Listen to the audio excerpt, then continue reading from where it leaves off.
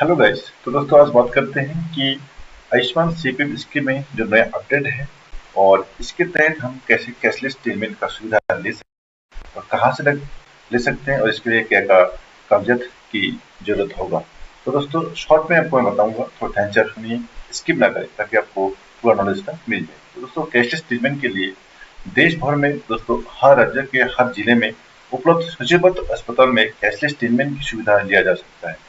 Cashless treatment की सुविधा लेने के लिए सीजीएचएस एवं पीएमजेए के अंतर्गत सूचीबद्ध किसी भी अस्पताल में लिया जा सकता है और इसके लिए सबसे पहले आयुष्मान सीपीएफ कार्ड को सूचीबद्ध अस्पताल या तो सीपीएफ यूनिट अस्पताल में आधार कार्ड के साथ केवाईसी के माध्यम से सक्रिय करना होता है। ठीक है दोस्तों, फिर कैसे हम बताते हैं कि कैशलेस ट्रीटमेंट की सुविधा कैसे लें। तो दोस्तों सूचीबद्ध सीजीएचएस सूचीबद्ध अस्पताल में किसी भी सरकारी अस्पताल या सीएपीएफ अस्पताल से रेफर स्लिप होना आवश्यक होगा। उसके बाद दोस्तों कर्मरत कर्मी एवं उनके आश्रित के लिए रेफर स्लिप आवश्यक होगा। कैशलेस ट्रीटमेंट के सुविधा कैसे लें। पीएमजेए सूचीबद्ध अस्पताल में कैशलेस ट्रीटमेंट हम कैसे ले सकते हैं। किसी भी सरकारी अस्पताल या सीएपीएफ अस्पताल से रेफर स्लिप होना आवश्यक है। कर्मरत कर्मी आईपीडी या फिर ओपीडी में इलाज के लिए रेफरल स्लिप की आवश्यकता होगा एवं उनके आश्रित के लिए आईपीडी में इलाज के लिए रेफरल स्लिप की आवश्यकता नहीं होगा। दोस्तों ये एक बहुत बड़ी अपडेट है कि जो भी पीएमजेए के अंदर सूचीबद्ध अस्पताल है उसमें आईपीडी केस में अगर कोई एडमिट होता है जिसको आईपीडी बोलते हैं, आईपीडी मतलब इन पेशेंट डिपार्टमेंट।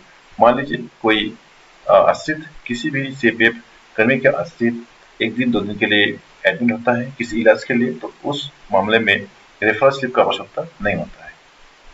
और दोस्तों ऑनलाइन क्लेम के लिए जरूरी कागजात, मतलब आप जब भी क्लेम करते हैं, मान लीजिए कि आप कैशलेस का सुविधा नहीं ले पाए, अपने पॉकेट पेड किए हैं, तो उसका आप ऑनलाइन क्लेम कैसे करेंगे और क्या क्या जरूरी डॉक्यूमेंट्स का कागजात का जरूरत होता है। ठीक है दोस्तों, सरकारी अस्पताल में इलाज होने पर डॉक्टर की प्रेस्क्रिप्शन स्लिप दोस्तों जरूरी होता है। दवा के बिल आपको चाहिए, जांच सर्टिफिकेट मतलब टेस्ट रिपोर्ट, जांच के बिल मतलब टेस्ट रिपोर्ट के बिल।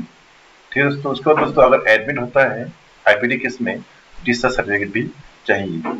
सभी कागजात पर डॉक्टर जिन्होंने इलाज किए हैं, ठीक है दोस्तों, के मोहर और हस्ताक्षर होना भी जरूरी है। उसको दोस्तों जो प्राइवेट या फिर पब्लिक अस्पताल में इलाज होने पर आप बिल क्लेम करेंगे तो क्या क्या कागजात का आवश्यकता होगा। दोस्तों इसमें भी डॉक्टर का प्रेस्क्रिप्शन जरूरी है, दवा के बिल जरूरी है, जांच रिपोर्ट मतलब टेस्ट रिपोर्ट, जांच के बिल, टेस्ट के बिल, डिस्चार्ज सर्टिफिकेट अगर एडमिट होता है तो, और ओपीडी केस में डिस्चार्ज सर्टिफिकेट नहीं मिलता है, उसमें जरूरत नहीं होता है।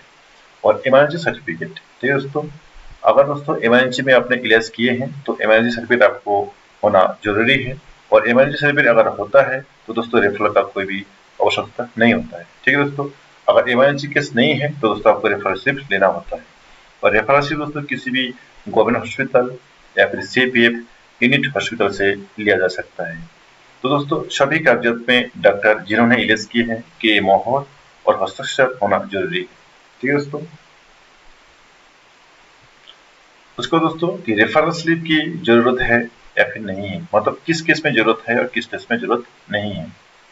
दोस्तों पीएमजे के अंदर जो इंपीरियल हॉस्पिटल है इसमें जो बाएं तरफ आपको दिखाई दे रहा है, और सीजीएच के अंदर जो इंपीरियल हॉस्पिटल है इसमें दाहिने तरफ आपको दिखाई दे रहा है।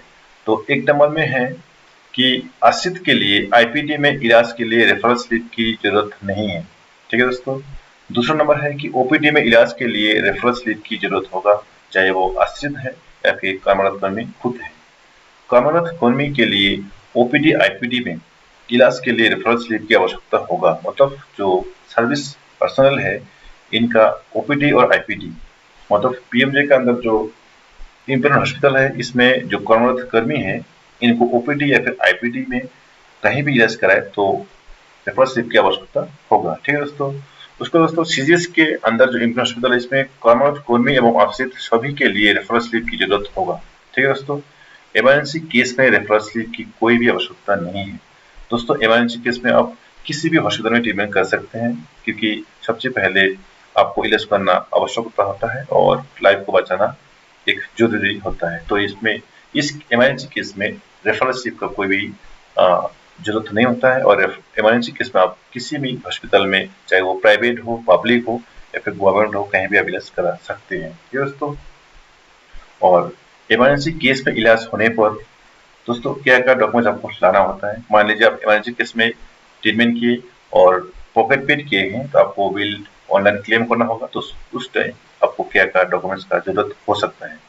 डॉक्टर की प्रिस्क्रिप्शन, जहां डॉक्टर दवा लिखते हैं, टेस्ट लिखते हैं, दवा के बिल, जांच रिपोर्ट के बिल, डिस्चार्ज सर्टिफिकेट अगर एडमिट होता है तो, इमरजेंसी सर्टिफिकेट अगर इमरजेंसी में इलाज किया है तो। ठीक है दोस्तों, तो इमरजेंसी में अगर इलाज किया दोस्तों, आपको इमरजेंसी सर्टिफिकेट का आवश्यकता है और इस टाइम आपको किसी प्रकार की रेफरल का जरूरत नहीं होता है। और दोस्तों, सभी कागजात पर डॉक्टर जिन्होंने इलाज किए हैं कि मोहर और हस्ताक्षर करना जरूरी है। तो दोस्तों, इस प्रकार से आपको मैं बता दिया कि आप पीएमजे के अंदर या फिर सीजीएस के अंदर, प्राइवेट में, पब्लिक में कैसे इलाज करेंगे, इमरजेंसी केस क्या है, इमरजेंसी केस में कैसे इलाज करेंगे। आपको इतनी सी बात अगर याद रखना है तो दोस्तों आप आराम से इलाज फ्री इलाज कर सकते हैं, या फिर पॉकेट पेड करने के बाद भी आराम से आप क्लेम करेंगे तो आपको बिल अप्रूव हो जाएगा। ठीक है दोस्तों, और दोस्तों इसमें एक है कि नोट प्लीज, कृपया ध्यान दें दोस्तों, इमरजेंसी होने पर किसी भी अस्पताल में इलाज किया जा सकता है। दूसरा नंबर दोस्तों वो ये है जिसमें मैं इंग्लिश में बताना चाहूंगा कि treatment first at any hospital in case of emergency and collect required medical documents for online disbursement. ठीक है दोस्तों, तो दोस्तों इमरजेंसी केस तो इमरजेंसी होता है, आप उस टाइम किसी भी हॉस्पिटल में इलाज करा सकते हैं और वहां से आप डॉक्यूमेंट्स कलेक्ट कीजिए, उसके बाद ऑनलाइन आप आराम से बिल क्लेम कीजिए, आपको पैसा मिल जाते हैं। ओके दोस्तों, ये अपडेट यहाँ हमारा खत्म होता है। तो आपको सबसे बड़े थैंक यू या फिर धन्यवाद जानाता हूँ क्योंकि आपने पूरा वीडियो देख लिया, और आपसे विनती है कि चैनल को सब्सक्राइब करें और साइड में जो बेल बटन है उसको टच करें, ताकि इस प्रकार की किसी भी अपडेट होता है तो सबसे पहले आपके पास नोटिफिकेशन जाना बहुत जरूरी है। तो दोस्तों नमस्कार, जय हिंद।